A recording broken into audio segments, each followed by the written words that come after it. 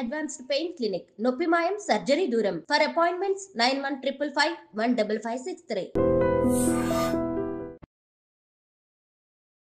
అంకిత రాజ్ అసలు ఈ పేర్లను విడదీసి చూడడానికి కూడా కొందరు ఇష్టపడరు.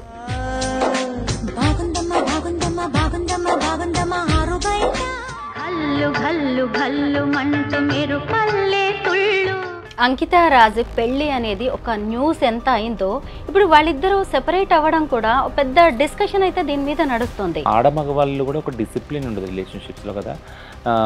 పెళ్లి చేసుకోవడం కానీ కలిసి జీవించడం కానీ అనుకుంటారు ఉంటారు. బట్ అనుకున్నప్పుడు ఉన్న ఆ ఎనర్జీ ఆ డిసిప్లిను విడిగా బతుకుతాం అనుకున్నప్పుడు కనపడదు. రాజ్ ఫీల్ అయ్యాడని అస్సలు అన్నాను నేను. రాజ్ కూడా చాలా యాక్సెప్ట్ చేసే అబ్బాయి కాబట్టి మీరు అన్నట్టు వీడియోస్లో ప్రైజ్ చేశాడు, ఆ అమ్మాయిని ప్రైజ్ చేశాడు.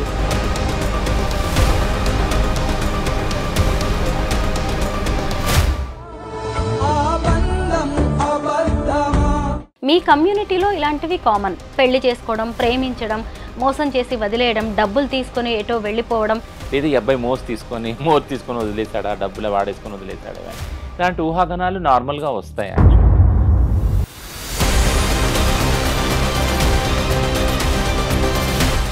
ఎక్కువగా ఈ ట్రాన్స్జెండర్స్ హిజ్రాలు అనేవాళ్ళు ఇన్కమ్ సోర్స్ ఎక్కువగా ఏముంటుందంటే సెక్స్ వర్క్, తర్వాత కలెక్షన్స్, బెగ్గింగ్, ఇవి కదా. కానీ పెళ్ళైన తర్వాత కూడా చాలామంది వీటిని కంటిన్యూ చేస్తూ ఉంటారు. చాలామంది బ్రేకప్. ఎందుకు అవి చెప్పమే ఎందుకు అని అంటే we won't believe in that ethics also. ఇప్పుడు సిస్ హెటెరోనార్మేటివ్ సొసైటీలో ఒక ప్రిన్సిపల్, ఒక ఫిలాసఫీ బిలీవ్ చేసేది ఏంటంటే ఆడవాళ్ళు పెళ్ళైనాక వేరే పురుషుల పట్ల ఇంకో రకంగా చూడకూడదు అనేది. అది మా కమ్యూనిటీకి అసలు వర్తించదు, ఎల్జిబిటీ కమ్యూనిటీకి వర్తించదు. టు బీ ఫ్రాంక్ నేను చెప్పేది ఏంటంటే, అందరికీ నమస్కారం, నేను Swaroopa Potlapalli. Welcome to iDream. Ankita Raj అసలు ఈ పేర్లను విడదీసి చూడడానికి కూడా కొందరు ఇష్టపడరు. అంకిత అనే ట్రాన్స్జెండర్ను రాజ్ పెళ్లి చేసుకోవడంతో అందరూ అతన్ని హీరోలాగా చూశారు. అయితే వాళ్ళ పెళ్లి కొన్నాళ్లే సాగింది, 3 నాళ్ల ముచ్చటగా మిగిలిపోయింది. ఈ మధ్య వారిద్దరూ విడిపోయారు. అసలు అంకిత రాజ్ మధ్య మనస్పర్ధలు ఎందుకు వచ్చాయి, వాళ్ళు ఎందుకు విడిపోయారు, అసలు ఈ ట్రాన్స్జెండర్స్ పెళ్లిళ్ళు ఎందుకు నిలవలేకపోతున్నాయి, ఇలాంటి దాని మీద ఇప్పుడు పెద్ద చర్చ జరుగుతోంది. ప్రస్తుతం నాతో పాటు ట్రాన్స్జెండర్స్ రైట్స్ యాక్టివిస్ట్ రచనా ముద్రబోయిన ఉన్నారు. ఆమెకు అంకిత అండ్ రాజ్ వీళ్ళిద్దరితో మంచి అసోసియేషన్ ఉంది, వాళ్ళిద్దరు కూడా బాగా తెలుసు. వాళ్ళిద్దరూ ఎందుకు విడిపోయారు, కమ్యూనిటీలో ఇలాంటి జంటలు ఎందుకు సెపరేట్ అవుతుంటాయి, ఇలా అనేక విషయాల మీద మనం రచనతో మాట్లాడదాం. హలో రచన. హాయ్ అండి. నమస్తే. నమస్తే, ఎలా ఉన్నారు? బాగున్నాను. మీకు అంకిత రాజు వీళ్ళిద్దరూ తెలుసు కదా, చాలా దగ్గర నుంచి వాళ్ళతో మీరు ట్రావెల్ చేశారు. ఈ కపుల్ని చూసినప్పుడు ఏమనిపించేది మీకు?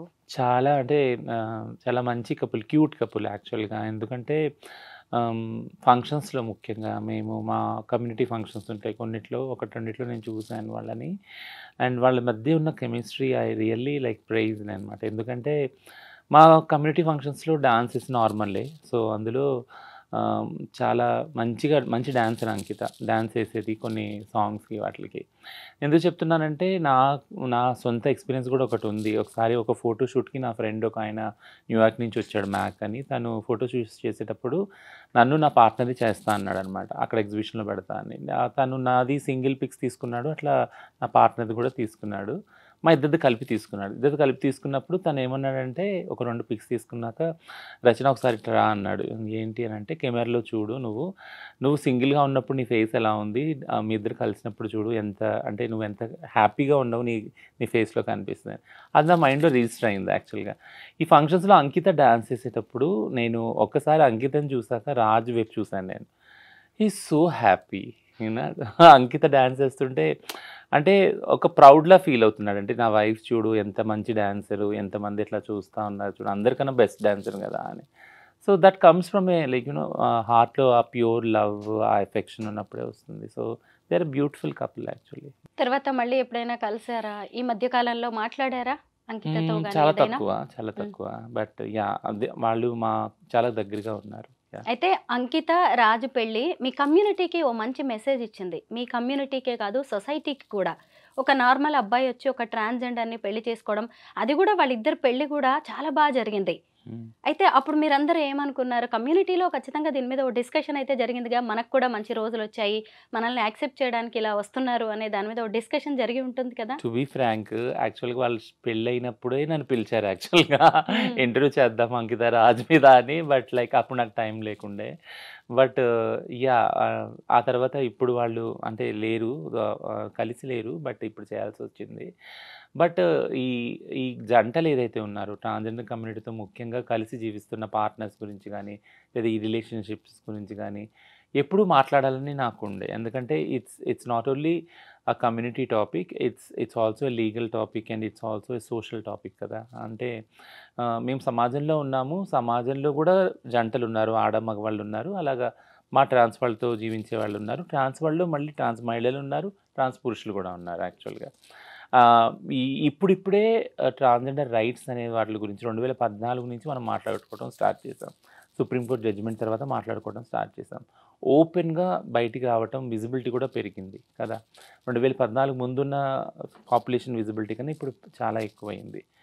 సో, ఇప్పుడు ఈ రిలేషన్‌షిప్స్ గురించి కూడా మాట్లాడుకోవాల్సిన బాధ్యత కూడా పెరిగింది యాక్చువల్‌గా. ఇదెందుకంటున్నానంటే సేమ్ సెక్స్ మ్యారేజ్ అదే అంటే మ్యారేజ్ ఈక్వాలిటీ పిటిషన్ ఏదైతే సుప్రీంకోర్టులో వేశారో, అది సుప్రీంకోర్టు కూడా అన్నది ఏంటంటే ఇప్పుడు అప్పుడే ఈ రైట్స్ రావు మీకు అని పక్కన పెట్టడం జరిగింది యాక్చువల్‌గా. అప్పుడు ట్రాన్స్‌జెండర్ యాక్టివిస్టులు అందరూ మేము ఆలోచించింది ఏంటంటే సుప్రీంకోర్టులో ఇది మనం అంటే ఇది ఫెయిల్ కాదు. అంటే వాళ్ళు ఎత్తి చూపిస్తున్నారు సిస్టమ్స్‌లో, సోషల్ సిస్టమ్స్‌లో ఉన్న లోటుపాట్లు మీకు ఇప్పుడు ఇవ్వటానికి ఏం లేదు. బట్ కానీ ప్రిపేర్‌గా లేదు సొసైటీ అనేసి ఇక్కడ హిందూ మ్యారేజ్ చట్టం ఉంది, ముస్లిం మ్యారేజ్ చట్టం ఉంది, క్రిస్టియన్ మ్యారేజ్ చట్టం ఉంది. ఏవింటిని మార్చమంటారు? అంటే మీకంటూ ఒక మ్యారేజ్ రైట్స్ ఇస్తే ఇవన్నీ కూడా డిస్కషన్‌లోకి వచ్చినాయి. అప్పటికి కూడా ఎవరైతే మెయిన్ లీడర్స్ ఉన్నారో లాయర్స్, ఇద్దరు లెస్బియన్ కపుల్స్ అరుంధతి, కర్జు వీళ్ళు వాళ్ళు దే ఆర్ లైక్ వాళ్ళు సుప్రీం కోర్ట్‌లో అది లైవ్ టెలికాస్ట్ చేశారు యాక్చువల్‌గా.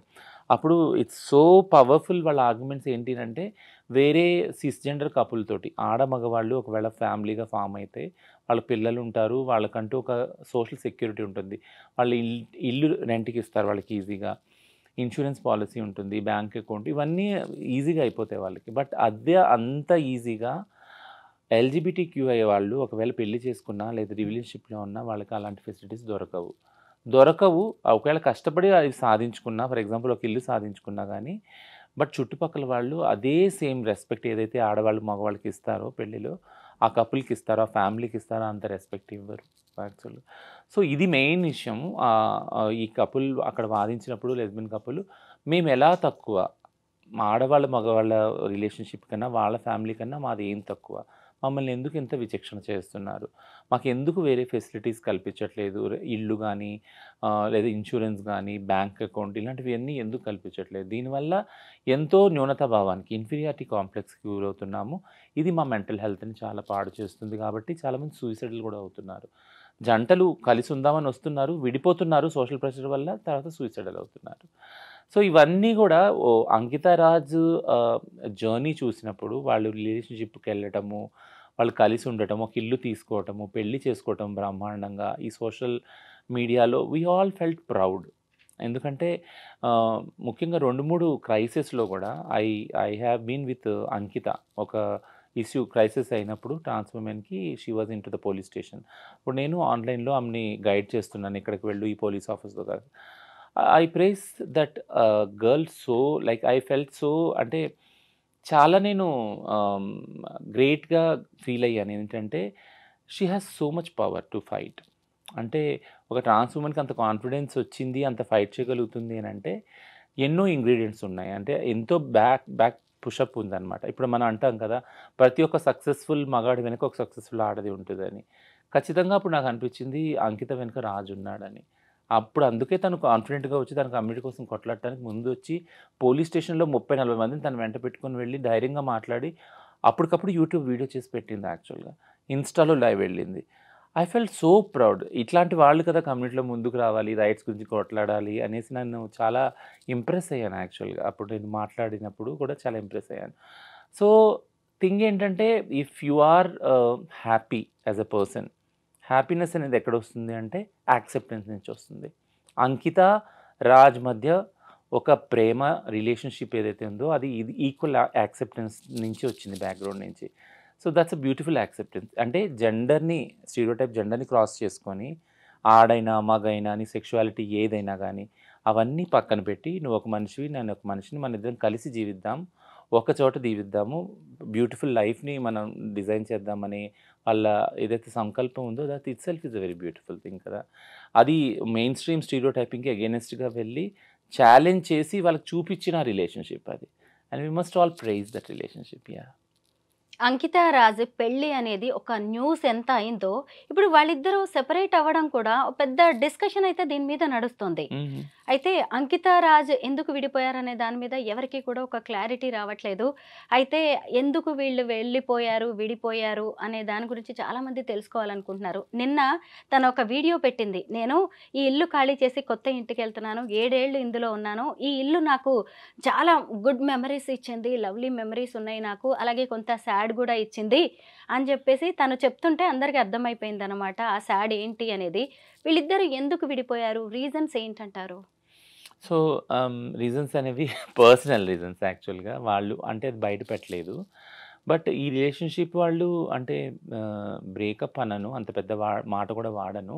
బట్ వాళ్ళు వేరుగా జీవించాలి అనుకుని నిర్ణయం తీసుకున్నప్పుడు అంకిత వీడియో చేసి పెట్టింది ఇన్‌స్టాలో. And I have all respect to this women. Because ఎందుకంటే నేనెప్పుడు చెప్తాను ఇంటర్వ్యూస్‌లో మగవాళ్ళు కూడా ఒక డిసిప్లిన్ ఉండదు రిలేషన్‌షిప్స్‌లో కదా! పెళ్లి చేసుకోవడం గానీ, కలిసి జీవించడం గానీ అనుకుంటారు, ఉంటారు. బట్ అనుకున్నప్పుడు ఉన్న ఆ ఎనర్జీ, ఆ డిసిప్లిను విడిగా బతుకుదాం అనుకున్నప్పుడు కనపడదు యాక్చువల్‌గా. ఆ ఇంట్రెస్ట్ కూడా కదా! బట్ ఉండాలి. సో, ఈ టర్మ్స్ తోటి మనిద్దరం కలిసి జీవిద్దాము. ఒకవేళ టర్మ్స్ వర్కౌట్ అవ్వకపోతే మీరు మీ దారిలో, నేను నా దారిలో వెళ్ళిపోయి మనం హ్యాపీగా జీవించొచ్చు. ఇద్దరి ఆలోచనలు కలవట్లేదు కాబట్టి, మనోభావాలు కలవట్లేదు కాబట్టి. సో, ఆ అండర్‌స్టాండింగ్ ఈ కపుల్‌లో కనపడింది యాక్చువల్‌గా. వేరుగా జీవిద్దాం అనుకోని ఆమె చేసి, లేదు నేను విడిగా జీవించాలనుకుంటున్నాను, తను విడిగా జీవించాలనుకుంటున్నాను. అండ్ ఈ అబ్బాయి కూడా చాలా రెస్పెక్ట్‌గా పెట్టాడు. నేను అంటే మేము కలిసి ఉండట్లేదు ప్రస్తుతానికి. బట్ ఫ్యూచర్‌లో ఛాన్సెస్ ఉందేమో కలవటానికి. అది మాత్రం నేను ఓపెన్‌గా ఉంచుతున్నానని. ఎంత బ్రాడర్ పర్స్పెక్టివ్ వీళ్ళది కదా! I praise really both of them. అంటే ఆ విజ్ఞతని మీరు చూపించగలిగారంటే ఏదైతే మీరు సమాజానికి మీ పెళ్లి ద్వారా మీ living relationship let it be a short span అయినా గానీ చూపించారు ఒక పద్ధతిని. వేరుగా జీవించడంలో కూడా ఆ డిసిప్లిన్‌ని I really prize both of them. So, ఆ పర్సనల్ రీజన్‌కి వెళ్తే వాళ్ళిద్దరికీ తెలుసు. ఆ స్పేస్ కూడా మనది కాదు కాబట్టి దాన్ని ఆక్యుపై చేయొద్దు. వాళ్ళకే వదిలేద్దాం అది. సో, ఇలాగా ఒక అండర్‌స్టాండింగ్‌తో విడిపోవడం అనుకున్న వేరుగా జీవించాలని వాళ్ళు అనుకున్నారు. ఆ రోజు నుంచి జీవిస్తా ఉన్నారు.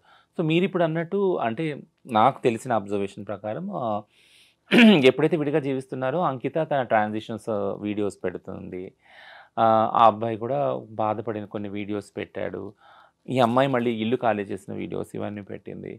సో, ఇదంతా ఏంటి అనంటే ఏ రిలేషన్‌షిప్‌లో ఉన్నా వాళ్ళు ఏదైతే వాళ్ళ పాస్ట్ ఇవున్నాయి, మెమరీస్ ఉన్నాయి, స్వీట్ మెమరీస్ అవన్నీ రీవిజిట్ అవుతారు. అనుకోకుండా కూడా అది ఆ ప్లేస్‌కెళ్ళినా వాళ్ళ తాలూకు సంబంధించిన బట్టలు, ఆ హోటల్స్, ఆ ప్రదేశాలు ఏదైనా గానీ ఆ జ్ఞాపకాలను తీసుకొస్తది కాబట్టి ఇట్స్ కామన్. సో, ఆహ్, కలవటం, కలిసి జీవించడం ఎంత కష్టమో విడిపోవడం కూడా అంతే కష్టం యాక్చువల్‌గా. మనం ఎవరిని డిఫైన్ చేయము. వెంటనే వెళ్ళి సాడ్ స్టేటస్‌లు ఇవన్నీ పెట్టేసుకొని ఇవన్నీ చేస్తారు చాలామంది యాక్చువల్‌గా. బట్ వీళ్ళు అంతే డిసిప్లిన్ తోటి కలిసి వేరుగా జీవిస్తున్నారు. బట్ నాకు స్ట్రాంగ్‌గా ఐ బిలీవ్ లైక్ ఫ్యూచర్‌లో ఛాన్స్ లేదని ఆ అబ్బాయి ఏదైతే అన్నాడో అది I think it gives some hope like అంటే ఫ్యూచర్‌లో కలవచ్చేమో అన్న హోప్. కలిస్తే బావుండని కూడా నేను పర్సనల్‌గా అనుకుంటున్నాను యాక్చువల్లీ. యాహ్! రచన, నేను అంకిత అండ్ రాజ్ వీళ్ళిద్దరూ కలిసి ఇచ్చిన ఇంటర్వ్యూస్ చాలా చూశాను. ఏవి చూసినా నాకు రాజ్ చాలా మెచ్యూర్డ్‌గా, లవ్లీ బాయ్ అన్నట్టుగా అనిపించేది. తను బ్రాడ్ మైండెడ్ అని కూడా.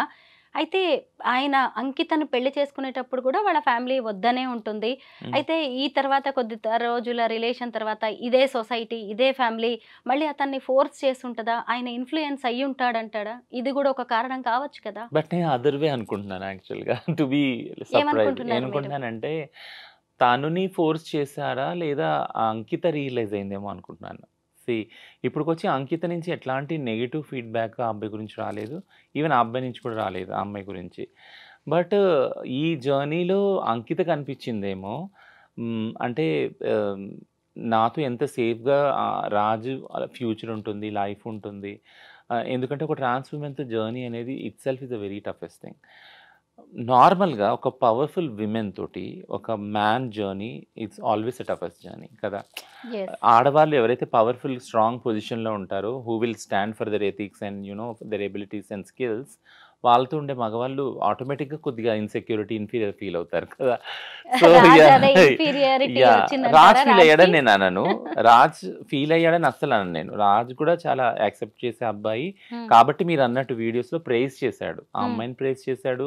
ఆ రిలేషన్‌షిప్‌ని మెచ్యూర్‌గా ప్రెజెంట్ చేశాడు మీడియా ముందు. సో, రాజ్ ఇన్‌సెక్యూర్ ఫీల్ అయ్యాడని నేను ఎప్పుడు అనను. పిరికివాడని అస్సలు అనను నేను. బట్ థింగ్ ఏంటంటే అంకిత ఆలోచించి ఉండొచ్చు. ఫ్యూచర్ ఈ రిలేషన్‌షిప్ వల్ల రాజ్ ఫ్యూచర్ ఎఫెక్ట్ అవుద్దేమోనని. అంటే కొంచెం జర్నీ అయినాక కొన్ని క్వెషన్స్ వస్తాయి ఆ రిలేషన్‌షిప్. ముఖ్యంగా ట్రాన్స్, సిస్, హెటెరోనార్మేటివ్ రిలేషన్‌షిప్ ఎప్పుడైతే ఉంటుందో వాళ్ళ మధ్య ఒక ఛాలెంజ్ ఏదొస్తుందంటే పిల్లలు పుట్టరు కదా వీళ్ళకి. పిల్లలు పుట్టినప్పుడు ఆహ్, ఎవరు కేర్ టేకర్ ఉంటారు ముసలి వయసు వచ్చాక ఈ రిలేషన్‌షిప్‌లో. ఇది ఎల్‌జిబిటీ కపుల్స్‌లో ఎప్పుడూ ఉండే ఛాలెంజ్ ఒకటి క్వెషన్ మార్క్ యాక్చువల్లీ. ఈ క్వెషన్‌కి ఆన్సర్ దొరకదు యాక్చువల్‌గా. ఎందుకంటే మామూలు సిస్‌జెండర్ కపుల్‌లో కూడా పిల్లలు లేని వాళ్ళు ఎవరు చూస్తారు? ఎవరు చూడరు. పిల్లలు ఉన్నోళ్ళు కూడా ఆ పిల్లలు చూస్తారని నమ్మకం కూడా లేదు కదా మనకి. సారీ. సో, అదే విధంగా ఎల్‌జిబిటీ కపుల్స్ అయితే పిల్లలే లేరు. అడాప్ట్ చేసుకోవాలి మహా అయితే. అడాప్ట్ చేసుకున్న వాళ్ళు కూడా చూస్తారా లేదా? సో, ఇదంతా కూడా ఉంది. సో, ఆ సెక్యూరిటీ ఏదైతే ఉందో ఆ రిలేషన్‌షిప్‌లో సేఫ్టీ ఫీల్ అవ్వనప్పుడు ఒకళ్ళ గురించి ఒకళ్ళు అమితంగా ప్రేమించుకున్నప్పుడు అంటే ఇప్పుడు నా తర్వాత ఎవరు చూస్తాను నేను? ఫర్ ఎగ్జాంపుల్ మా అమ్మ ఉండేది. మా అమ్మ ఎప్పుడూ ఒక బాధపడేది ఏంటనంటే నా కొడుకు అదే ఇలా ట్రాన్స్‌గా మారాడు. నేను చనిపోయాక ఎవరు కేర్ చేస్తారు అనేది బాధపడేది మా అమ్మ. సో, అదే బాధ ఒక ప్యూర్ లవ్‌లో తీసుకున్నప్పుడు అమ్మ love is the universal love కదా! Unconditional love.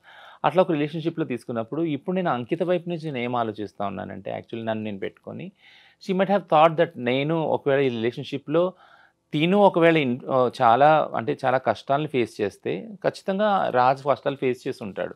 ట్రాన్స్ విమెన్‌తో ఉండటం అంటే ఈజీ జర్నీ కానే కాదు. చుట్టుపక్కల ఉన్నవాళ్ళు డే 1 నుంచి మార్నింగ్ నుంచి మేమెంత వివక్షత ఎదుర్కొంటున్నామో దానికి 5 10 వాళ్ళు ఎదుర్కొంటారు. కిందకి వచ్చినప్పుడు నేను చెప్తున్నా నా పార్ట్నర్ ఎక్స్‌పీరియన్స్ కిందకి వచ్చినప్పుడు బైక్ తీస్తా ఉంటే, "ఏంటి? ఎందుకున్నావు? ఈ రిలేషన్‌షిప్ నీకు అమ్మాయి దొరకలేదా? నువ్వు ఇంపార్టెంట్‌వా? నువ్వు మగోడివి కాదా? మగతనం లేదా?" ఇట్లాంటి క్వెషన్స్ యాక్చువల్లీ. అది మొదలుకొని ఎళ్ళిన ప్రతి సింగిల్ స్పేస్‌లో కూడా క్వెషన్ చేస్తారు అసలు. నీకు వేరే ఆడవాళ్ళు దొరకలేదా? ఇక్కడ ఎందుకుంటున్నావు? ఇయన్నీ బ్రెయిన్ వాషింగ్ ఉంటది. బట్ దీన్నంతా మేము ఫేస్ చేయగలం యాస్ ఎ ట్రాన్స్. మమ్మల్ని అడగరు కూడా యాక్చువల్‌గా. వాళ్ళు ఫేస్ చేయగలరా? చాలా తక్కువ మంది ఫేస్ చేస్తారు. అది వాళ్ళు పడుతున్న బాధ మాకు ఇంకా బాధ కలిగిస్తది యాక్చువల్లీ. నా లైఫ్‌లో కూడా అదే జరిగింది. నేనెప్పుడూ నా వివక్షత నేను ఎదుర్కోలే యాస్ ఎ ట్రాన్స్‌గా. I'm so vocal and so vibrant. నేను బయటికెళ్తేనే అసలెవరు నా ముందుకు రావాలంటేనే దడుచుకునేవాళ్ళు. అట్లాంటి క్యారెక్టర్, పర్సనాలిటీ నాది. బట్ నా పార్ట్నర్ ఈజీ ప్రే అయిపోయేవాడు. ఒక గుడికెళ్ళినా, లేదా ఏదైనా ప్రేయింగ్ దానికి వెళ్ళినా, ప్రేయర్ చేయడానికి వెళ్ళినా, ఒక గ్యాదరింగ్‌కి వెళ్ళినా, వెంటనే అందరూ నొసలు, భృకుట్లు ముడిపడేది ఏంటంటే, ఓహ్! పలానోడు, పలానా వాళ్ళ పార్ట్నర్. సో, కాబట్టి అక్కడ నా గురించి, నా విషయం గురించి తన స్టేటస్ తగ్గిచ్చడం, తనని క్రిటిసైజ్ చేయటం, స్టిగ్మా చేయటం, డిస్క్రిమినేట్ చేయటం, బుల్లింగ్ చేయటం ఇదంతా జరిగేది యాక్చువల్‌గా. అదంతా ప్రెషర్ కదా! అది ఎక్కడ లేని ప్రెషర్. ఆ ప్రెషర్ ఎక్కడ చూపించాలి యాక్చువల్‌గా? వాళ్ళు కూడా వాళ్ళ తల్లిదండ్రులను వదులుకొని వచ్చి కలిసి జీవిద్దామనే వస్తారు కదా! సో, ఈ ప్రెషర్‌ని ఎలా కోప్ అప్ చేయాలి రిలేషన్‌షిప్‌లో? ఇవన్నీ నేను అనుభవించాను కాబట్టి ఐ కెన్ నో దట్. ఆ అండర్‌స్టాండింగ్ నాకుంది. So, I come completely like opposite to you. అంకితనే డెసిషన్ తీసుకొని ఉండొచ్చు కదా! ఈ అబ్బాయి సేఫ్టీ గురించి, తను సేఫ్‌గా ఉండాలి, తన ఫ్యూచర్ సెక్యూర్ ఉండాలని దూరం పెట్టుండొచ్చు కూడా అనుకుంటున్నాను. రచన, ఇప్పుడు మనము అంకిత రాజ్ కేస్‌ని ఒక ఎగ్జాంపుల్‌గా మాట్లాడుకుంటున్నాం గానీ, మీ కమ్యూనిటీలో ఇలాంటివి కామన్. పెళ్లి చేసుకోవడం, ప్రేమించడం, మోసం చేసి వదిలేయడం, డబ్బులు తీసుకొని ఎటో వెళ్ళిపోవడం, ఇలాంటివి మీరు చూస్తూనే ఉన్నారు. వీటన్నిటిని మీరు భరిస్తూనే ఉన్నారు కదా! అయితే మరి అంకిత రాజ్ కేస్‌లో కూడా ఇలా ఏమైనా జరిగి ఉంటుందా? ఎందుకంటే వీళ్ళిద్దరూ చాలా ఫ్యూచర్ ప్లాన్స్ ఏసుకున్నారు. పిల్లల్ని అడాప్ట్ చేసుకోవాలనుకున్నారు. అలాంటి వాళ్ళు ఇప్పుడు సెపరేట్ అయిపోయారు. అది కూడా అంకితలో తీవ్ర ఆవేదన కనిపిస్తూనే ఉంది. అంటే మామూలుగా అమ్మాయి అందంగా ఉంది, బావుంది కాబట్టి ఆమెను గూడా మోజు తీర్చుకొని ఎంజాయ్ చేసి వదిలేశాడు లాంటివి కూడా కొన్ని కామెంట్స్ వినిపిస్తున్నాయి. ఇలాంటిది ఏమైనా జరిగి ఉంటుందా? We should not be judgmental on that. ఎందుకంటే అంటే దీన్నొక తప్పుగా, దీన్నొక అంటే ఒక విక్టిమ్ మోడ్‌లో ఇద్దరిని చూడటము, అంటే ఆ అబ్బాయి చేత మోసగించబడిందా? లేదా ఆ అబ్బాయి మోసపోయాడా ఈమె చేతిలో? ఆ జడ్జ్‌మెంట్స్‌కి మనం వెళ్ళకూడదు యాక్చువల్‌గా. ఎందుకంటే ఇది కామన్ జడ్జ్‌మెంట్ వస్తుంది మనకి. ఈ క్రిటిసిజం వస్తుంది యాక్చువల్‌గా. సిస్ హెటెరోనార్మటివ్ రిలేషన్‌షిప్స్‌లో ఇది ఉంది ఆల్రెడీ కదా! ఒకళ్ళు బాధ పెట్టినప్పుడు ఒకళ్ళు కోర్ట్‌కెళ్ళడము, పంచాయతీలు తీర్చుకోవడము, కమ్యూనిటీస్‌లో డైవర్స్ తీసుకోవడము, పిల్లల్ని ఏం చేయాలనుకోవడం, ఇదంతా కూడా ఉన్నది యాక్చువల్‌గా. సో ఈ థాట్ ఈజీగానే వస్తది మనకి. ఎవరు ఏం చేశారు? దానివల్ల విడిపోయారా? డబ్బులున్నాయా? లేకుంటే వేరే రిలేషన్‌షిప్స్ ఏమన్నా ఉన్నాయా ఇద్దరికి? ఇవన్నీ కూడా అనుమానాలొస్తాయి actually. Unless until they clarify. ఎందుకంటే ఎంతో విజ్ఞతతోటి వాళ్ళు విడిపోయారు. విడిపోవడం అంటే వేరుగా జీవిస్తారన్నారు. మాటి మాటినే చెప్తున్నా, విడిపోయారని నేను అనను యాక్చువల్‌గా. వేరువేరుగా జీవించాలని నిర్ణయం తీసుకున్నారు. విజ్ఞతతోటి ఆళ్ళు ఉంటున్నారు గూడా. సో వాళ్ళ మధ్య మనం ఈ ఊహాగానాలు చేయొద్దు. అంటే డబ్బు వల్లనో, మోజు వల్లనో ఇదయిందని. ఎందుకు చేయొద్దు అంటున్నానంటే, నార్మల్‌గానే ప్రతీదీ ఎల్‌జీబీటీక్యూ రిలేషన్‌షిప్స్‌లో ఉన్నది ఎప్పుడైతే పబ్లిక్ ముందుకొస్తుందో, ఆ రిలేషన్‌షిప్ వాళ్ళది ప్రైవేట్ లైఫ్ లేదు. చాలా తక్కువుంది. వాళ్ళ ప్రైవేట్ లైఫ్ అంతా పబ్లిక్‌లో ఉంది. యూట్యూబ్‌లో ఉంది యాక్చువల్ కదా! వాళ్ళ ఇల్లు గాని, వాళ్ళు పెళ్లి చేసుకుంది గాని, వాళ్ళ డైలీ లైఫ్ గాని, ఇదంతా కూడా ఇంటర్వ్యూస్‌లో ఉంది, పబ్లిక్‌గా ఉంది. సో, పబ్లిక్‌గా ఉన్నప్పుడు పబ్లిక్ ఏం చేస్తారంటే, అదే బైనరీలో ఆలోచిస్తారు. ఆడ మగవాళ్ళ రిలేషన్‌షిప్స్‌లోనే ఈమె తప్పు చేసిందా? ఈయన తప్పు చేశాడా? ఈయన తప్పు వల్ల వదిలేసిందా ఈమె? లేదా ఈమె తప్పు చేయటం వల్ల ఎక్కడో వాళ్ళందరూ చేస్తారు కదా! బయట సెక్స్ చేసుంటుంది. ఇట్లాంటివన్నీ ఆ ఊహాగానాలు. లేదా ఈ అబ్బాయి మోజు తీసుకొని వదిలేసాడా? డబ్బులు వాడేసుకొని వదిలేసాడా? ఇవన్నీ. ఇలాంటి ఊహాగానాలు నార్మల్‌గా వస్తాయి యాక్చువల్‌గా. బట్ నేనెప్పుడూ చెప్పేదేంటంటే అన్ని ఇంటర్వ్యూస్‌లో ఎల్‌జీబీటీక్యూ రిలేషన్‌షిప్స్, పార్ట్నర్‌షిప్ ఏదైతే ఉందో, కలిసి జీవించడం గాని, పెళ్లి గాని, ఇది డిఫరెంట్ రిలేషన్‌షిప్. సిస్ రిలేషన్‌షిప్‌లా కాదు ఇది యాక్చువల్‌గా. ఎందుకంటే సిస్ రిలేషన్‌షిప్స్‌కి దగ్గర రావటానికి ఆహ్, ఫర్ ఎగ్జాంపుల్ పెళ్లనుకుందాం. పెళ్లిలో అసలు ఇద్దరి సమ్మతం ఉందా? లేదు కదా! పెద్దలు నిర్ణయిస్తారు. ఆ అబ్బాయి ఎవరో ఆ అమ్మాయికి తెలీదు. ఆ అమ్మాయి ఎవరో ఆ అబ్బాయికి తెలీదు. అక్కడ పెళ్లి నుంచి వాళ్ళ రిలేషన్‌షిప్ స్టార్ట్ అవుతది. ఒకళ్ళకొకళ్ళు తెలుసుకోవటం. కానీ మా రిలేషన్‌షిప్ అలా కాదు కదా! మేము ఒకళ్ళనొకళ్ళు అబ్జర్వ్ చేసుకుంటాం. ఒక జర్నీ చేస్తాం యాక్చువల్‌గా. అప్పుడు నిర్ణయించుకుంటాం మనం కలిసి జీవించాలా? పెళ్లి చేసుకోవాలా అని. సో, స్టార్టింగ్ పాయింట్ చాలా డిఫరెంట్ ఉంది దాన్ని చూడండి. అప్పుడు ఒక అండర్‌స్టాండింగ్ అవుతుంది. ఇది ఫస్ట్ మెట్టు. సెకండ్ మెట్టు ఏంటనంటే రిస్క్. ఇప్పుడు నేను ఈ అబ్బాయి నాతో ఉంటున్నాడు. ఈ అబ్బాయితో ఉండటం వల్ల నేను నా ఫ్రీడమ్‌ని కోల్పోతాను యాక్చువల్‌గా. నాకు చాలా బాయ్ ఫ్రెండ్స్ ఉండొచ్చు. లేదా నేను సెక్స్ వర్క్‌లో ఉండొచ్చు ప్రొఫెషన్‌గా కదా! వీటిలన్నిటిని నేను ఫోర్‌గో అవ్వాలి. ఆ సాక్రిఫైస్ నేను చేయాలి. ఎందుకంటే నేను ఒక వైఫ్‌ని అవుతున్నాను ఇప్పుడు ఆ అబ్బాయికి కాబట్టి. అనే అండర్‌స్టాండింగ్‌కి ఈ అమ్మాయి రావాలి. ఆ అబ్బాయి గూడా నాకొక రిలేషన్‌షిప్ ఫ్రెండ్ సర్కిల్ ఉంది. నా ఇంటోళ్ళున్నారు. వాళ్ళ ఖాందాన్ ఉంది. కాస్ట్ ఉంది. క్లాస్ ఉంది. ఇవన్నీ వదులుకొని ఈ ప్రేమ నాకు వాల్యుబుల్ అనేసి ఆ అమ్మాయితో కలిసి జీవించడానికి వస్తాడు ఆ అబ్బాయి కదా! అవన్నీ వదులుకొని వస్తాడు. ఆ అబ్బాయి కూడా ఆలోచించి ఉంటాడు. I have to forgo all this కదా! నేను ఇయన్నీ వదులుకొని ఈ ప్రేమ నాకు ముఖ్యము. ఇది నాకు చాలా ఇంపార్టెంట్ అనేసి వస్తాడు డెసిషన్ తీసుకొని. సో, ఈ డెసిషను ఒక్క నైట్‌లో, ఒక్క స్పాట్‌లో, ఒక్క స్పార్క్‌లో అయింది కాదు కదా! It is an understanding between 2 individuals who are coming from different backgrounds and taking risk. Risk అనేది అందులో ఉంది యాక్చువల్‌గా. ఆ డెసిషన్ తీసుకుంటానికి ఎంతో స్ట్రాంగ్ ఇది ఉండాలి. థ్రెషోల్డ్ ఉండాలి యాక్చువల్‌గా కదా! ఇద్దరికీ ఉంది అది.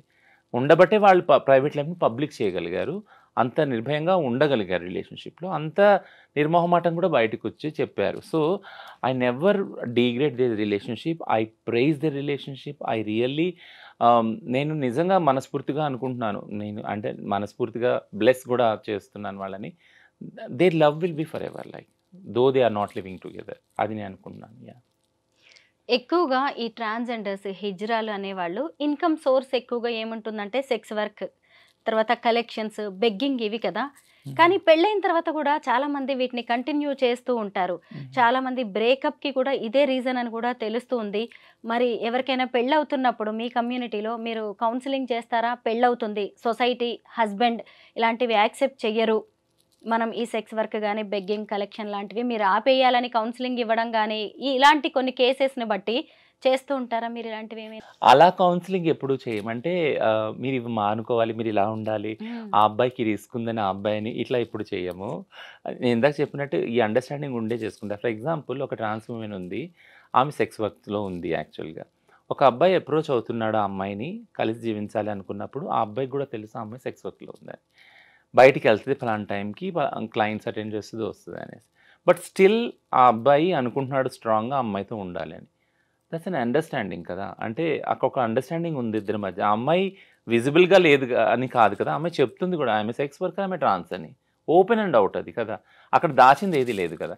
So in spite of that and her profession, he accepted that. Like నువ్వు నాకు ముఖ్యం, నువ్వు ఏ ప్రొఫెషన్ చేస్తున్నావు, ఎలా చేస్తున్నావు అనేది నాకు అనవసరం, నీ దగ్గర ఆ ప్రేమ దొరికింది. సో ప్రతి ఒక్క వ్యక్తి కూడా, ఇది ట్రాన్స్ విషయం పక్కన పెడితే, ప్రతి ఒక్క వ్యక్తి కూడా ప్రేమను ఎక్కడ వెతుక్కుంటాడు, ఏదైతే పోగొట్టుకుంటారో వాళ్ళ చిన్నదనంలో అలాంటి ప్రేమను వెతుక్కుంటారు జీవితాంతం. టు బి సైకలాజీ అదే చెప్తుంది. ఏంటి అంటే, ఎవరన్నా మీరు ఎవరి పట్లన్నా ఆకర్షితులు అవుతున్నారంటే, అంటే నీ చిన్నతనంలో ఏదైతే పోగొట్టుకున్నారో అలాంటి వాళ్ళ దగ్గరికి నువ్వు మళ్ళీ వెళ్తున్నావు, వెళ్ళి అక్కడ ప్రేమను పొందాలని ట్రై చేస్తున్నావు. అది ఫెయిల్ కావచ్చు, సక్సెస్ కావచ్చు, తర్వాత విషయం. సో మెయిన్ ఈ రిలేషన్షిప్స్లో అది ఉంది, అండర్స్టాండింగ్ ఉంది. సో ఏం చెప్తాము అంటే, నువ్వు ఈ పని మానుకోవాలి, సెక్స్ వర్క్ భిక్షాటన మానుకోవాలి, ఆయన నీ భర్తగా ఉంటాడు, ఆయన సేవ చేసుకోవాలి. సో ఇదంతా అసలు ఏం చెప్పము. బట్ ఒకటేం చెప్తామంటే, ఆ అబ్బాయికి నీకు ఈ అండర్స్టాండింగ్ ఉందా, నువ్వు ఓపెన్గా అండ్ అవుట్ చెప్పావా, ఆ అబ్బాయిని కూడా అడుగుతావు, నువ్వు ఓపెన్గా నీకు తెలిసే ఈ అమ్మాయి ఏం చేస్తుందో, ఈ అమ్మాయి ట్రాన్స్ అని. మ్యాక్సిమం కౌన్సిలింగ్ ఫెసిలిటీస్ అయితే లేవు. బట్ ఎవరైనా మా దగ్గరికి వచ్చే కేసులు కౌన్సిలింగ్కి ఏమొస్తాయంటే, బ్రేకప్ అయ్యే ఉంటాయి కదా కొన్ని పాసిబిలిటీస్, సూసైడల్ థాట్స్ వస్తాయి, చాలా తనావు ఉంటుంది ఆ రిలేషన్షిప్లో. ఆ అబ్బాయి కొడుతున్నాడు సంథింగ్ ఏదో, ఈ అమ్మాయి సంథింగ్ ఏదో అవుతుంది, ఇదన్నీ ఉన్నప్పుడు ఇద్దరు వచ్చినప్పుడు అప్పుడు సపరేట్గా కౌన్సిలింగ్ చేస్తాం, ఇద్దరు కూర్చోబెట్టి ఒకసారి కౌన్సిలింగ్ చేస్తాం అన్నమాట. కౌన్సిలింగ్లో ఏం జరుగుతుంది అని అంటే, మీరు ఎలా స్టార్ట్ చేశారు ఈ జర్నీ, అప్పుడు ఏం ఒప్పందం ఉంది మీ ఇద్దరి మధ్య కలిసి ఉండటానికి, ఇప్పుడు అది ఎందుకు చెడుతుంది, యాక్చువల్గా ఎక్కడ ప్రాబ్లం వస్తుంది ఈ జర్నీలో అనేది ఇద్దరికీ క్లియర్గా అండర్స్టాండ్ అయ్యేలా చెప్తామన్నమాట. But we never go to the stereotyping ethics ఏవైతే ఉన్నాయో, అంటే ఎందుకు అవి చెప్పమే ఎందుకు అని అంటే, we won't believe in that ethics also. ఇప్పుడు సిస్ హెటెరోనార్మేటివ్ సొసైటీలో ఒక ప్రిన్సిపల్, ఒక ఫిలాసఫీ బిలీవ్ చేసేది ఏంటంటే, ఆడవాళ్ళు పెళ్ళైనాక వేరే పురుషుల పట్ల ఇంకో రకంగా చూడకూడదు అనేది. అది మా కమ్యూనిటీకి అసలు వర్తించదు, ఎల్జిబిటీ కమ్యూనిటీకి వర్తించదు. టు బీ ఫ్రాంక్ నేను చెప్పేది ఏంటంటే, వర్తించదు అని అంటున్నాను అంటే అని ఫాలో ఎందుకు అవ్వరు అని మీరు నన్ను అడగొద్దు. బట్ ఫాలో అవుతారు, అది ఇష్టం ఉన్నవాళ్ళు ఖచ్చితంగా. ఫర్ ఎగ్జాంపుల్ కొంతమంది ఎసెక్షువల్ కూడా ఉన్నారు మా దానిలో కదా, వాళ్ళకి అసలు సెక్సే లేదు, అట్లాంటప్పుడు రిలేషన్షిప్లో కూడా ఉన్నారు అలాంటి వాళ్ళు, partnership relation. So it's a very different phenomenon యాక్చువల్గా ఎల్జిబిటీ రిలేషన్షిప్స్ అర్థం చేసుకోవటం. ఇప్పుడు మళ్ళీ నేను ఇష్యూకి వస్తాను. ఏంటంటే, ఒకవేళ మీరు సిస్ హెటెరోనార్మేటివ్ దానిలో పెళ్ళిలో ఒకవేళ ఆడవారికి చెప్తా ఉంటే, అమ్మ నువ్వు ఇప్పటి వరకు అయిపోయింది వేరు, ఇప్పటి నుంచి నీ భర్త నీకు సర్వస్వం, ఇలా ఉండాలి ఇలా ఉండాలని. కానీ అదే ఆ పిల్లగాడికి చెప్తారా, మీరు అంటే మీ భార్యతోనే ఉండాలా, వేరే అమ్మాయిని చూడకూడదు, వేరే అమ్మాయితో మాట్లాడకూడదు, వేరే అమ్మాయితోటి నైట్ అవుట్స్ చేయకూడదు, వాళ్ళని సినిమాలు తీసుకెళ్ళకూడదు, షికారు, ఇది చెప్పరు కదా. ఎందుకంటే సొసైటీ ఆల్రెడీ వాళ్ళకి ఆ టికెట్ ఇచ్చేసింది, ఫ్రీ టికెట్. మగవాళ్ళకి ఏంటంటే, నువ్వు పెళ్ళైనా కానీ నువ్వు మగాడివి, పెళ్ళి కాకపోయినా మగాడివి, ఎక్కడున్నా మగాడివి, ఏ రిలేషన్షిప్లో ఉన్నా మగాడివి, and you have every single freedom. Like మీరు ఎలా అన్నా ఉండొచ్చు, ఎలా అన్నా రిలేషన్షిప్లో వెళ్ళొచ్చు. ఆ డిస్రెస్పెక్ట్ అనేది వాళ్ళకి పెంపకంలోనే తీసుకొచ్చేసాం కదా. సో జెండర్ బేస్డ్ వైలెన్స్లో ఇదే చెప్తాం మనం. ఏంటంటే, నువ్వు ఆడమక్తి అనంత మాత్రాన నువ్వు నీ స్వతంత్రాన్ని, సమానత్వాన్ని కోల్పోవాల్సిన అవసరం లేదు. ఒకవేళ దాన్ని డిస్టర్బ్ చేస్తుంటే ఏ రిలేషన్షిప్ అయినా, you have to fight for that. You have to stand to the equal ideals and equal freedom with in the relationships అని నేర్పిస్తాం కదా. సో అందుకే నేను ఎప్పుడు ఏం చెప్తానంటే, మీరు అడిగిన ప్రశ్న రాంగ్ ఎందుకన్నాను అంటే, ఎల్జిబిటీ రిలేషన్షిప్స్లో మేము అలా చూడము. ఒకవేళ ఆ అబ్బాయి బయట రిలేషన్షిప్స్లో ఏది వెళ్ళినా, ఈ అమ్మాయి వెళ్ళి చెప్పినా, ఆ అండర్స్టాండింగ్ ఇద్దరికి ఉంటుంది ఆ కమ్యూనిటీలో. అది తెలుసుకొని దగ్గరికి వస్తారు. ఇది కాక వేరే ఇష్యూస్ ఏవో ఉంటాయి కాబట్టి వాళ్ళ మధ్య కలహాలు అవుతాయి. It can be anything. Me community rules and guide lines ఎలా ఉంటాయో మాకు, అంటే సొసైటీకి తెలియదు కాబట్టి మీలాంటి వాళ్ళ ద్వారా తెలియజెప్దామనే ప్రయత్నం మాది. మీకు తెలుసు ఆ విషయం. అయితే రచన, ఇంకొకటి ఏంటంటే, ఎక్కడ కూడా అంకిత రాజ్ విడిపోయినట్టుగా లీగల్గా డివోర్స్ తీసుకున్నట్టుగా అయితే లేదు. కానీ వీళ్ళు పెళ్లి చేసుకునేటప్పుడు అందరినీ పిలిచే చక్కగా పెళ్లి చేసుకున్నారు. ఎంత హ్యాపీ లైఫ్ లీడ్ చేశారో మనం అందరం చూసాము. అయితే ఇప్పుడు వీళ్ళు మ్యూచువల్గా దూరమైనట్టుగా కనిపిస్తోంది. అంటే మీ కమ్యూనిటీ మధ్య ఏమైనా జరుగుతుందా? మీడియేషన్ చేస్తారా? అంటే ఎవరైనా ఇలా కపుల్ వెళ్ళిపోవాలి అన్నప్పుడు రిలేషన్ నుంచి ఏ కమ్యూనిటీ అయినా మీడియేషన్ అనే దానికి వస్తేనే చేస్తాం అనమాట. సో మేము కల్పించుకొని మీడియేషన్ చేసేది ఏముండదు. ఇందులో ఎవరు మీడియేషన్ కోసం రాలేదు. అంకిత రాలేదు, రాజ్ కూడా రాలేదు. యాక్చువల్గా నేను అదే ఇంతకుముందు చెప్తున్నాను కదా, ఎంత ఎంత ఇదిగా వాళ్ళు కలిసి జీవించాలని నిర్ణయం తీసుకున్నారో, ఎంత ఓపెన్ అండ్ పబ్లిక్గా అందరిని పిలిచి పెళ్లి చేసుకున్నారో, అంతే విజ్ఞతతోటి ఇద్దరు వేరువేరుగా జీవించాలని నిర్ణయం తీసుకున్నారు. So it's a very like peaceful process. The whole process is like Rachana, మిమ్మల్ని నేను ఇంటర్వ్యూకి పిలవాలి అనుకున్నప్పుడు ఒక వీడియో షేర్ చేశాను నేను. ఈ మధ్య నేను డాక్టర్ లక్ష్మీ కట్ట అని సీనియర్ అడ్వకేట్ని ఇంటర్వ్యూ చేశాను నేను. ఆమె తన ఎల్ఆర్ ఫౌండేషన్ ద్వారా చాలామంది ఇలాగ ట్రాన్స్జెండర్స్కి, ట్రాన్స్ విమెన్, ట్రాన్స్ మెన్కి హెల్ప్ చేస్తున్నారు లీగల్గా. ఆవిడ ఇంటర్వ్యూ చేసినప్పుడు సడన్గా అంకిత టాపిక్ వచ్చింది. నేను చేసిన ఆ ఇంటర్వ్యూ బాగా వైరల్ అయింది. అయితే ఒక ఇంటర్వ్యూ కింద వచ్చిన కామెంట్స్ నేను ఇప్పుడు చదువుతాను రచన, ఎందుకంటే దానికి మీరు కొంచెం ఆన్సర్ చేస్తే బాగుంటుందేమో అనిపించింది. ఈ కామెంట్స్ అనేవి సొసైటీ వేస్తున్న ప్రశ్నలు. దీనికి మీరు చెప్తే బాగుంటుంది. కొన్ని మాత్రమే కామెంట్స్ నేను చదువుతాను. అవంతిక అనే వాళ్ళు ఇక్కడ కామెంట్ చేశారు, హిజ్రాని చేసుకుని జీవితాంతం కలిసున్న మగవాళ్ళు ఎవరూ లేరు. మీకు ప్రేమ ఉంటే ఓ స్నేహితుడిగా, అన్నగా ఉండండి. ఎందుకు ప్రేమ పెళ్లి అంటూ హిజ్రాలను చేసుకోవడం? పాపం ఆ రాజు తల్లిదండ్రులు ఎంతగా బాధ, క్షోభ అనుభవించి ఉంటారు కొడుకు చేసిన పనికి. ఈ సమాజంలో ప్రకృతికి విరుద్ధంగా చేసే ఏదైనా ఎక్కువ కాలం నిలవదు. పోనీ ఆమె అయినా పెళ్ళయ్యాక పూర్తి గృహిణిగా ఉందా? మా కమ్యూనిటీకి సేవలు చేస్తా అని ఆమె గ్యాంగ్తో వెళ్ళిపోయేది. పెళ్ళయింది అన్నప్పుడే అవన్నీ వదిలేయాలి.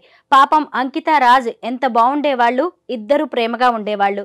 3 నాళ్ల ముచ్చటే అయిపోయింది వాళ్ళ పెళ్ళి అని అంకిత అనే ఆవిడ పెట్టారు. దీనికి మీరేమంటారు? సో 2-3 విషయాలు అందులో ఉన్నాయి. యాక్చువల్గా ఏంటంటే హిజ్రాని ఒకవేళ జీవితాంతం ఉండలేకపోతే మీరు పెళ్లి చేసుకోవద్దు, అక్కో చెల్లో అనుకొని మీరు ఉండొచ్చు అనేసి అదొకటి ఉంది కామెంట్. ఇంకోటి ఏంటంటే ఆ అబ్బాయి తరపు తల్లిదండ్రులు పాపం ఎంత బాధపడి ఉంటారు అనేది ఒకటి ఉంది.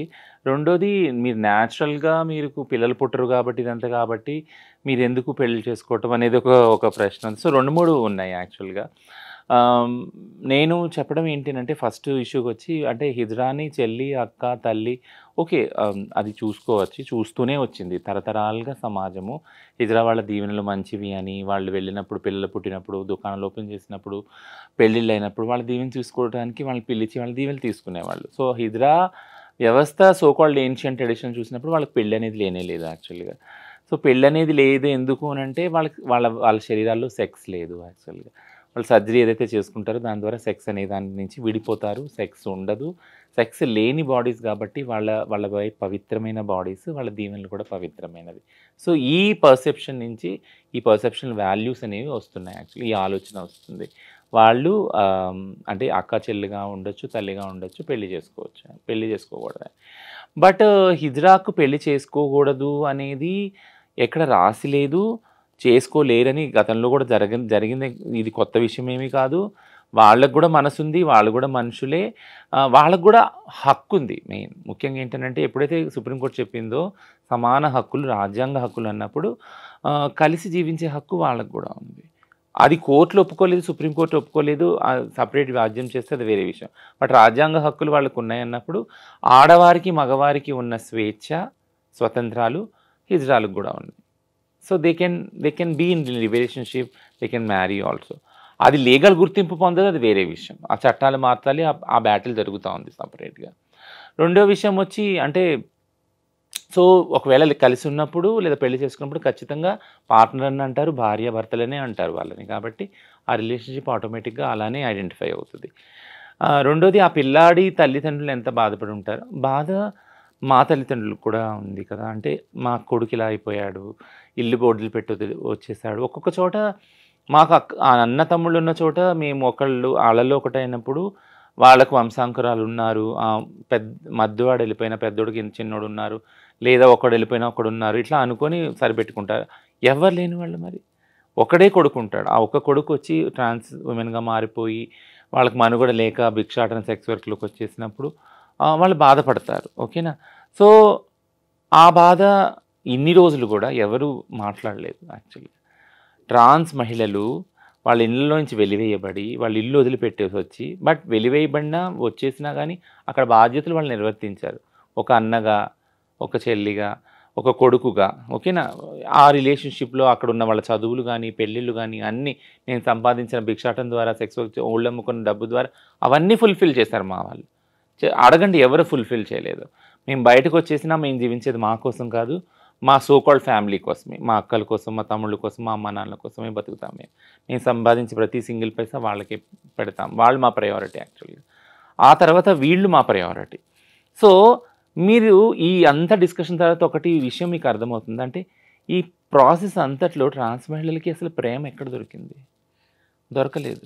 మీరు ఆ సోకాల్డ్ వ్యక్తి ఎవరైతే రిలేషన్షిప్లో వచ్చాడో, కొంతకాలం ఉన్నాడో, ఉండలేక ఇమ్మడలేక వెళ్ళిపోయాడో, ఆ వ్యక్తి గురించి వాళ్ళ తల్లిదండ్రుల గురించి మాట్లాడతారు. ఆ వ్యక్తి తిరిగి ఆ వ్యవస్థలోకి వెళ్ళినా మళ్ళీ ప్రేమ దొరుకుద్ది.